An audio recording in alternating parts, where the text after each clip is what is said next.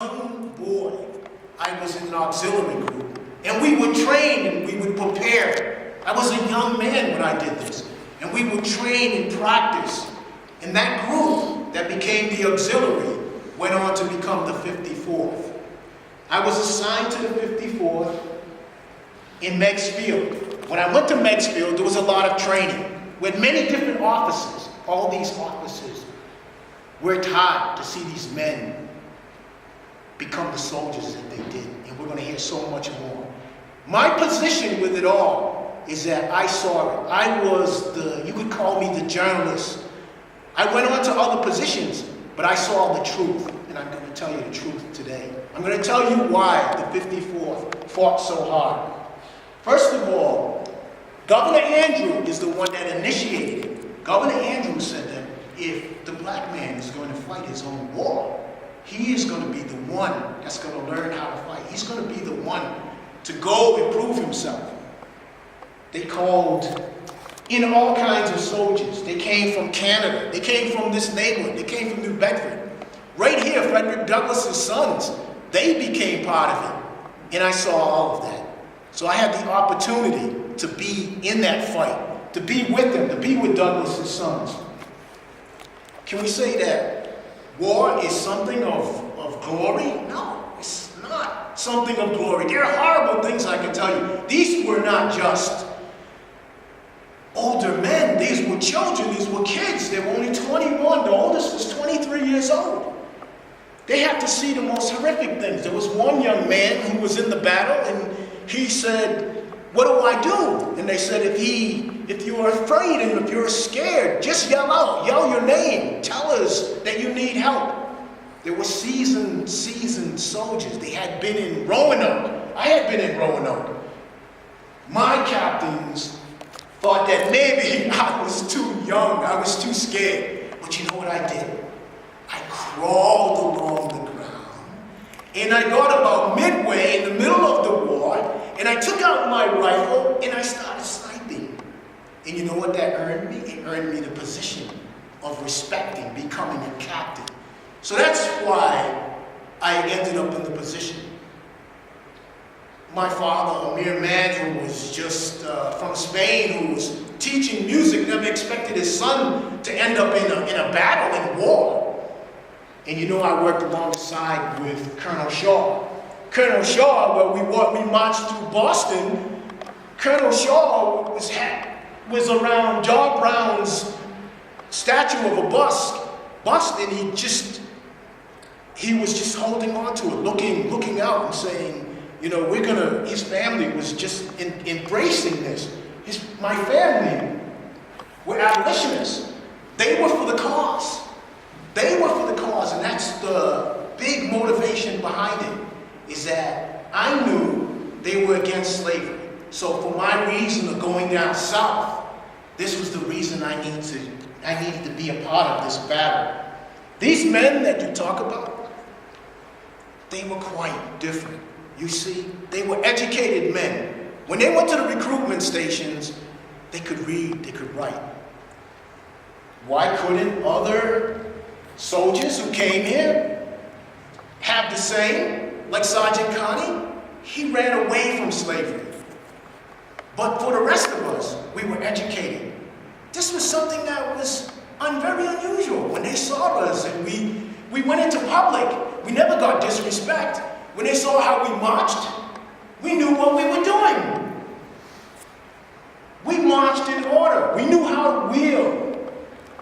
Wheeling is when the whole troop turns at once. No one had ever seen this before. How could they do this? But we did it together. I want to tell you more about what happened at Wagner. At Wagner, when we finally got to the beach and we lined ourselves up and we saw on the east the Atlantic, and we saw all of the fort in front of us, which was almost 400, 500 yards. We had no idea of the amount of battery that they were equipped with. There were Hollisters. There was great shot. Some men were hit in the flurry, in the legs. Their arms were taken off. Maybe you may not want to hear this. I don't know if I should share this with you, but when a cannon knocked off someone's arm and the flesh went flying off and hit their body, it would stick and burn. And we were told, don't take it off. Let it cool down before you pull it off. Some of the men were so hungry, and let me talk about that. Some of the men we didn't have supplies. We didn't have food. We were fortunate enough that a box came up on shore, and it was filled with hardtack, a bread that's very hard. So we all jumped in and shared it. We were getting hungry. We were wet. The wind was blowing. And when we finally decided to walk up the beach, as we were going up the beach, the cannons began to come at us. The cannonballs were flying. It was like bees buzzing by our heads. It was a very horrific time for us.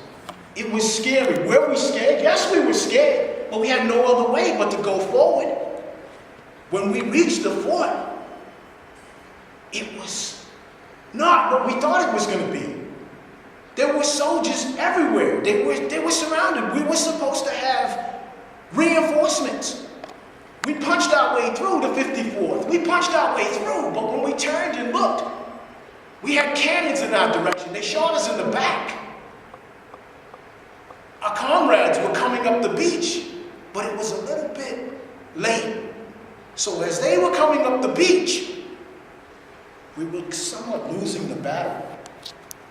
As we went up the sand dunes, soldiers threw bombs on us.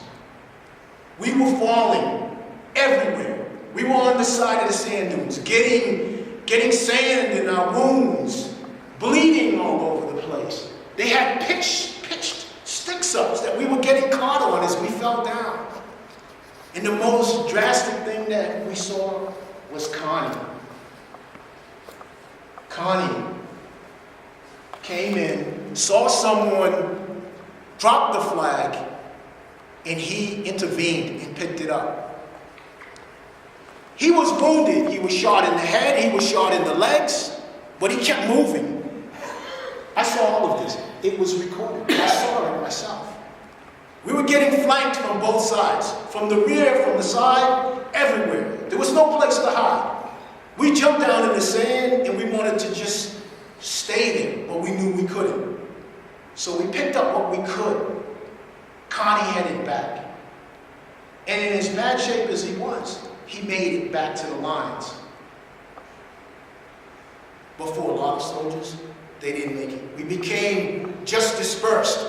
The Connecticut group, the Maryland group, they were all divided up. We were sporadically in all kinds of different places. And you want to know the miracle of it all? Was that when they needed us again to go to the fort? Captain Seymour, they say he was a bit of a devilish man. He was someone who said, look, we're going to go ahead, we're going to go forward. He said, you're a lamb to sheep. You're gonna die. You're going to die. We're going to die. This is what we came here for. We're going to go forward to the fort. And that's just what we did. But you know who it was? It was everybody. It was no longer one separate group, the 54. It was sporadic groups of different men, all races, all different backgrounds, came together to attack Fort Wagner again.